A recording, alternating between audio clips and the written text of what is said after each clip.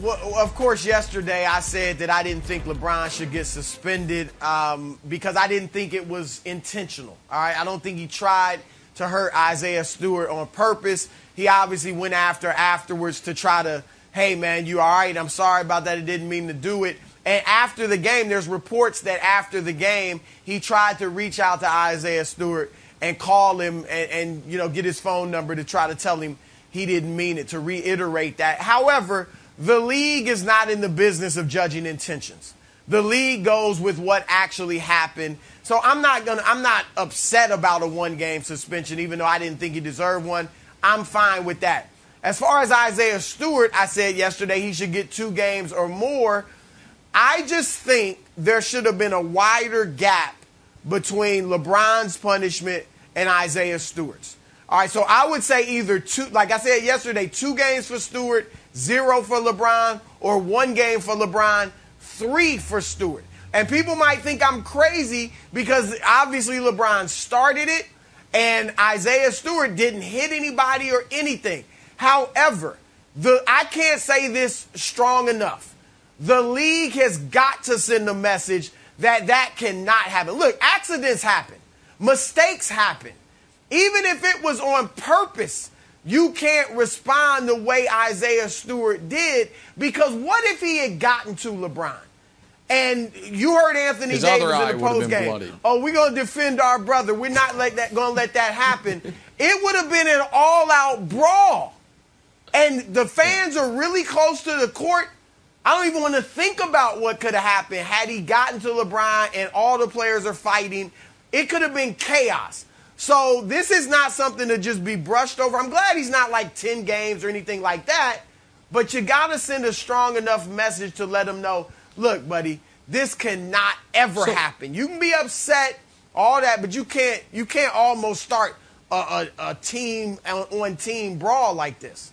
So I agree with a lot of that. I also got something wrong yesterday. I said Jokic got 2 games for shoving Markieff Morris, who, by the way, is still out, not coming back anytime soon due to the injury he suffered from Jokic's shove.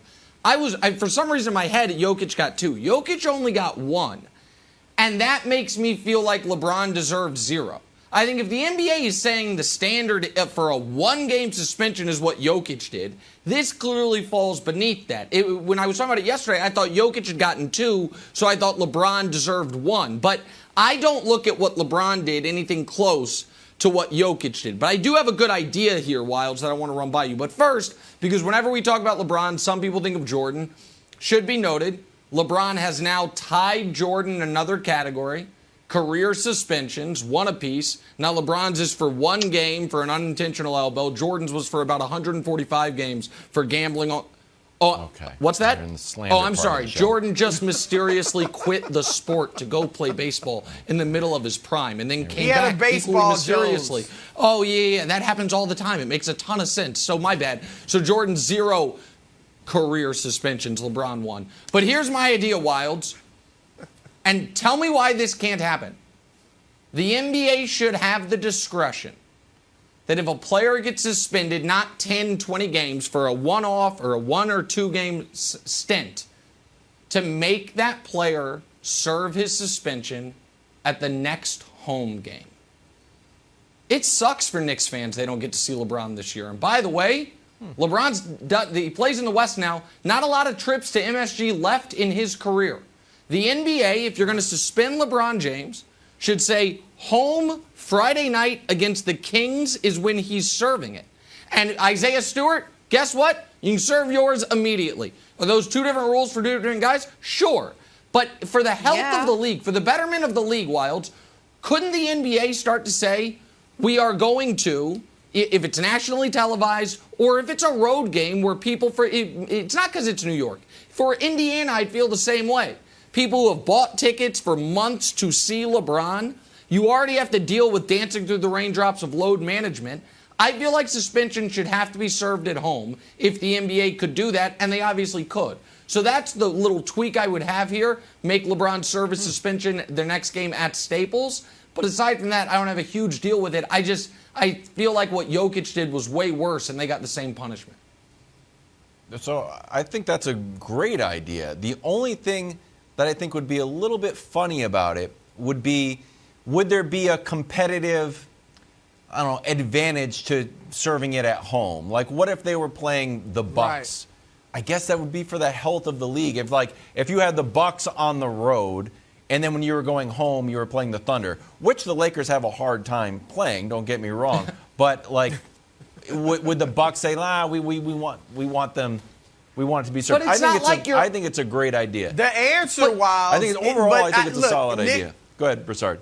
I like it too, especially when I first heard you say it, Nick. It sounds great. But Wilds, even if it's not Bucks on the road, Thunder at home, you still get an advantage if your player sits out at home, because teams typically play better at home. All right, and also, what if you're on a 5-game road trip?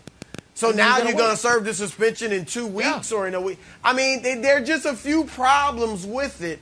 So I like what you're saying, Nick, but if I think it out, I'm not so sure about it. I guess here's my general point. Sometimes I think because of what we do, we forget that sports are just Broadway with athletes instead of actors. It's a form of entertainment.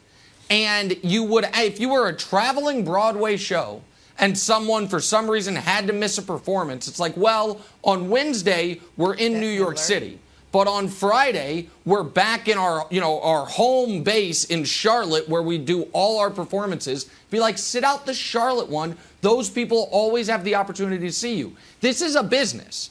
And this isn't me about trying to be deferential to LeBron. I would have said the same thing for Jokic if anyone ever in their life was like, I'm buying a ticket to go see Nikola Jokic. That doesn't actually happen, but still, maybe they do. They just love the passage. But I just think, Jenna, there's no reason that the league can't. They can make their own rules. And they can say, we have the discretion on when you're going to serve your suspension based on location of the game and national broadcast of the game. TV ratings matter to the league. And Lakers-Kings at Staples is going to get one number, and Lakers-Knicks at MSG on TNT is going to get another. So I think LeBron should be serving his suspension Friday. We'll see if they make the change in the next 8 hours. My guess is they won't. Thanks for watching. Subscribe here to get the latest from the show. Also, be sure to check out more of the best clips from First Things First, or go watch a few segments from our other shows on FS1.